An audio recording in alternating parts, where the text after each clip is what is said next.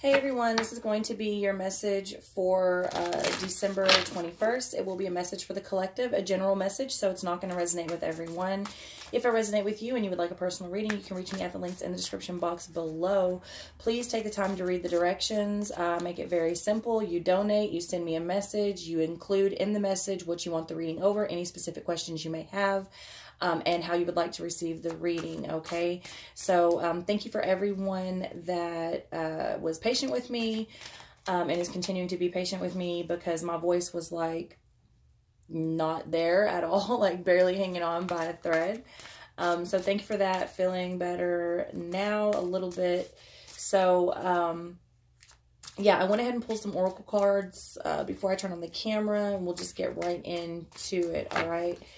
Number 26 here, peaceful among thorns, okay? A few different ways you could look at this. I actually did read the little snippet or whatever on this, but initially what I thought was, are you trying to be peaceful among the thorns of, that is the world, you know?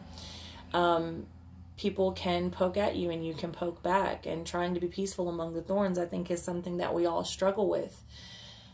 Trying to be a spiritual being in a world that we live in, you know, is hard. And it is something that we should try to do to the best of our ability, but it isn't something that we should get so caught up in that we miss out on the experience of life, you know, as a human as well, you know, a spiritual practices and being aside, you know, money, you know, if you have money problems, they say get spiritual. If you have health problems, they say get spiritual. If you have love problems, they say get spiritual, when sometimes you need money. The only thing that helps is getting money, you know.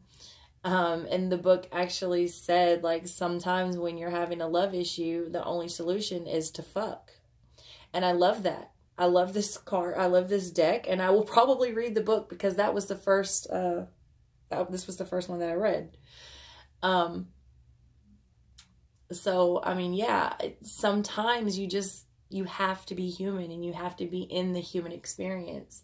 And sometimes needing money requires you to get money. And sometimes, you know, having frustrations and having love problems requires you to just fuck, you know, fuck it out. I love that. And it's okay if you can't be spiritual all the time. It's okay if you can't be this fucking, you know, calm, peaceful, white robe wearing, enlightened being all the time. And y'all know I don't even like that term because of the way that it's used, and then the way that it's turned around and used against people. So yeah, I love this. I think this is great. I think this is perfect for the end of the year, for the beginning of the weekend. I think it's a great reminder. I think it's a great card. All right, that's number 26. This one's number 5, Gilded Regret. Okay, you can't stay in your memories. I realize, like, memories are something that we hold on to, something that we have, and it's good to have them, but to stay there, to hold, like, I don't know, I feel like a lot of times people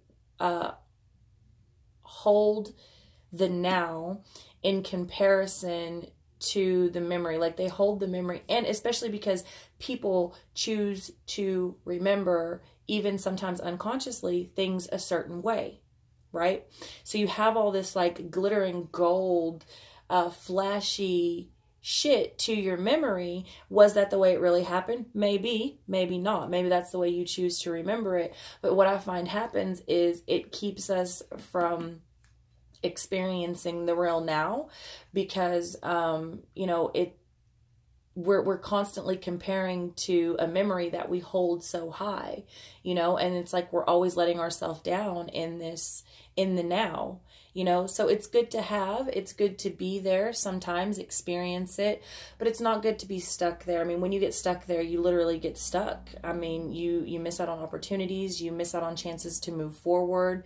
When you're constantly comparing things to, you know, what may have been, you're missing out on what may be, pretty much. All right. And then we have number 10 over here, her last day in the light, unexpected endings, surprise, changes, and sudden shifts.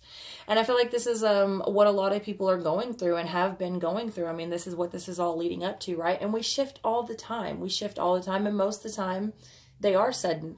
Even if you feel the shift coming, when it actually happens, it feels very sudden.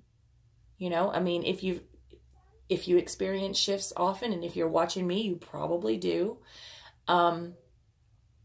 Yeah, it feels sudden, and that's where we're headed. So a lot of people didn't expect things to end. A lot of people thought they were in things for the long haul, be it careers, certain trades, relationships, people thought they were never going to come out of the storm.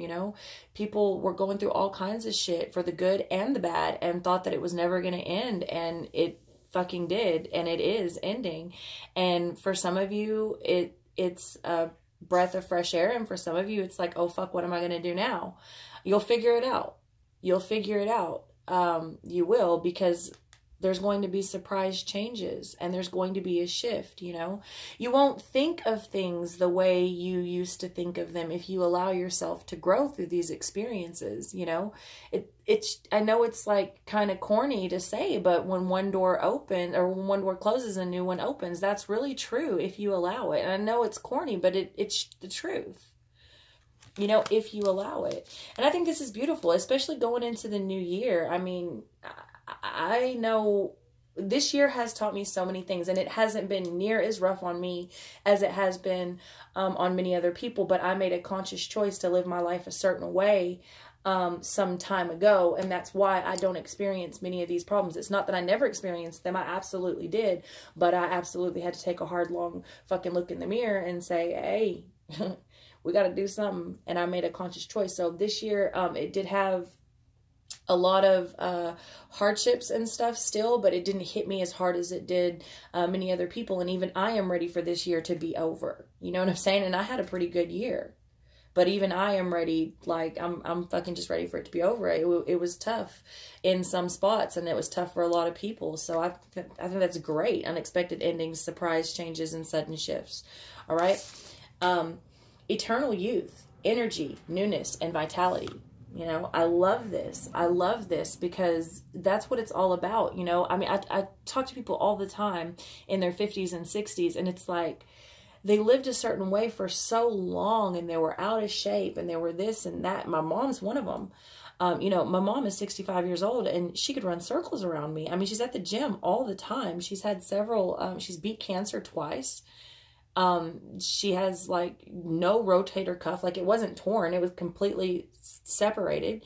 I mean, she's been through some shit. And it's like, she's a whole new her. And I see this all the time, with people that I'm dealing with, they reach 50, 60, sometimes even 70 years old. And it's like, they are younger, feeling, living, and acting now than they were 20, 30, 40 years ago. And, I can only hope. I'm only 33 years old, and I can only hope that, that's what I have to look forward to. I think this is beautiful. I think this is beautiful for all of us to recognize and remember and stay in this energy of youth. I talked to somebody the other day, and they were just like, I don't want to be that, grumpy old man that bitches about having to go home at the end of the day. And I think that's a great, what do you call it? Like realization or epiphany to have before it's too late.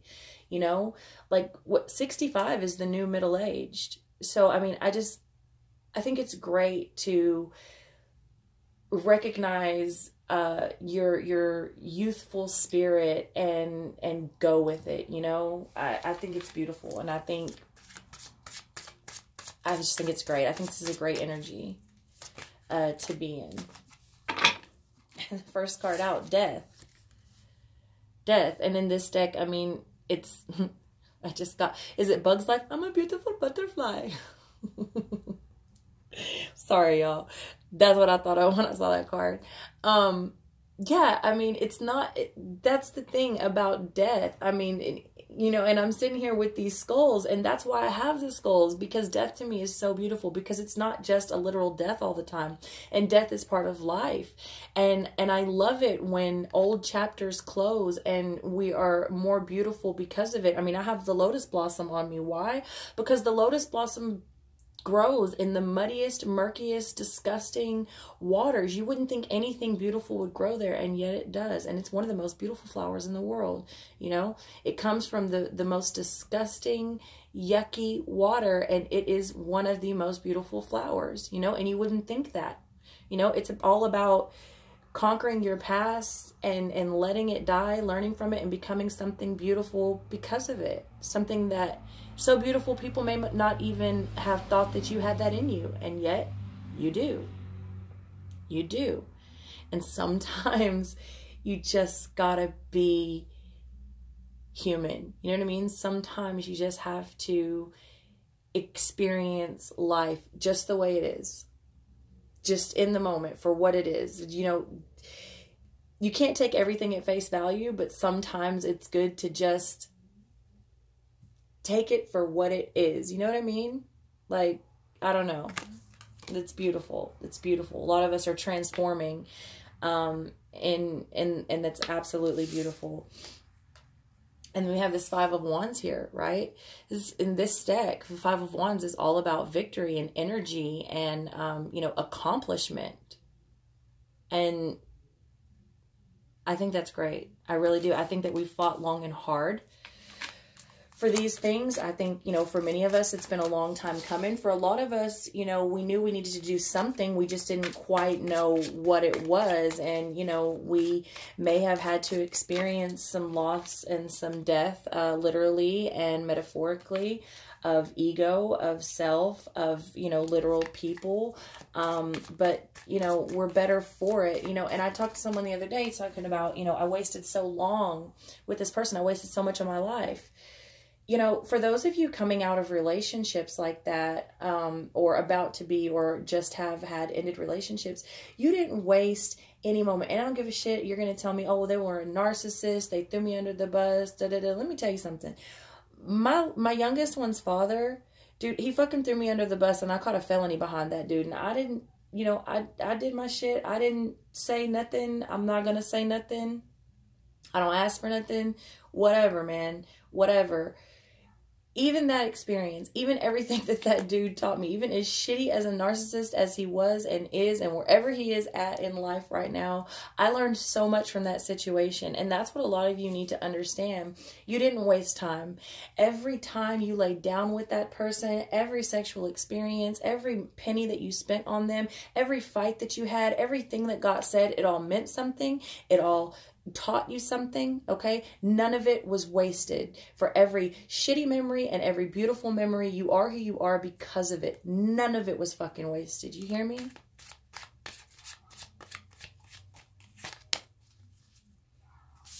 And out comes the star. I love it. There's absolutely hope. Big shit's coming, you know, if you want it. If you're one of the ones that has been putting in the work. That's the thing. You know, sometimes things fall out of the sky. It happens. It happens. Sometimes things fall out of the sky and people get blessed, like out of nowhere, things literally fall in people's lap. It does happen. It doesn't happen to many. Doesn't happen to me.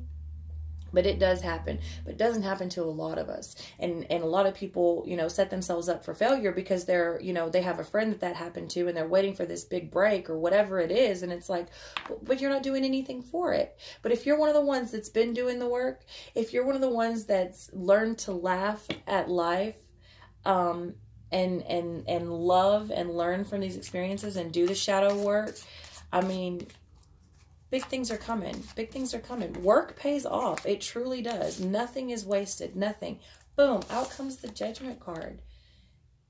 There's going to be so much new opportunity and new quests. I mean, old things are dying away. They're falling away if you allow it. Of course, there's always going to be that little bit of residual that you may have to deal with and work out, but you will. You'll work it out. You'll deal with it. Because if you're new, maybe not. But if you've been with me for a while, That's the type of people we are. It can't be any other way.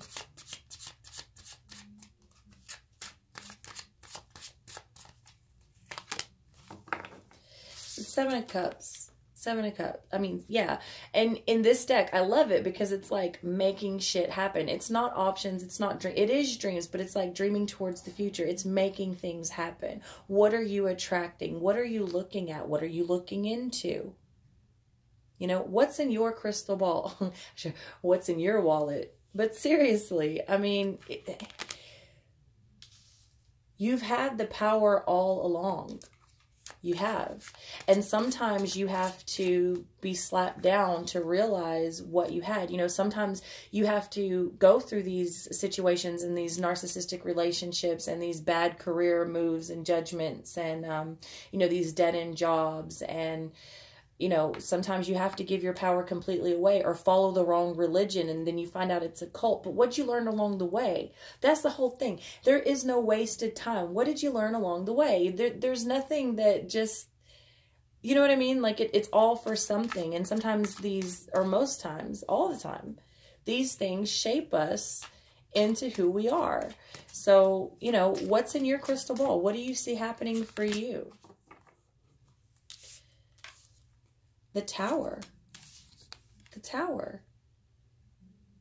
Things are destructing. Things are rebuilding. Shaky foundations that don't, you know, belong anymore are being destroyed. The storm is coming. The storm is past. It's all the same. There's always going to be a storm. There's always going to be a storm. I love the storms.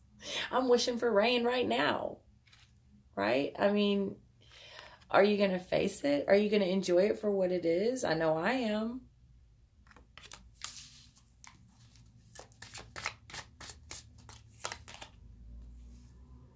Two of Cups. This is what it's all about. I'm going to end the reading here because this is what it's all about. Well, I'm not going to end the read. I've got a couple more cards to pull, but the tarot I'm going to end because look at how beautiful this layout just was. Like, seriously? And this is where it brings us to complete balance with self, the yin and the yang, whether this is a lover or just yourself. This is your son, your daughter, your partner, your mother, your father, or just you. You versus you. You know, why does it have to be versus? Why can't we embrace? Right? I love this. I love this. That's what it's all about. That's really what we're all trying to get to. Like, we just want to be fucking balanced humans. You know what I mean? And, you know, ending here and starting here, that's what this is all about too. You know, it's hard balancing the spirituality with the real world. It is. And you can go too far and too deep in anything, you know, but I know that some people are going to take that out of context, but sometimes you just gotta fuck, you know? Sometimes you just gotta drink beer. Sometimes you just gotta gamble, you know? Sometimes you just gotta go fucking spend money on shit that doesn't matter. You know, sometimes you just gotta be human. Not everything, I mean, yeah, everything is a spiritual experience, but I don't know. I just feel like we have to lighten up sometimes. We have to lighten up on ourselves. Now, these are cool cards. I thought they were cool, so I got them for y'all. Empowering questions. Who am I? Who am I?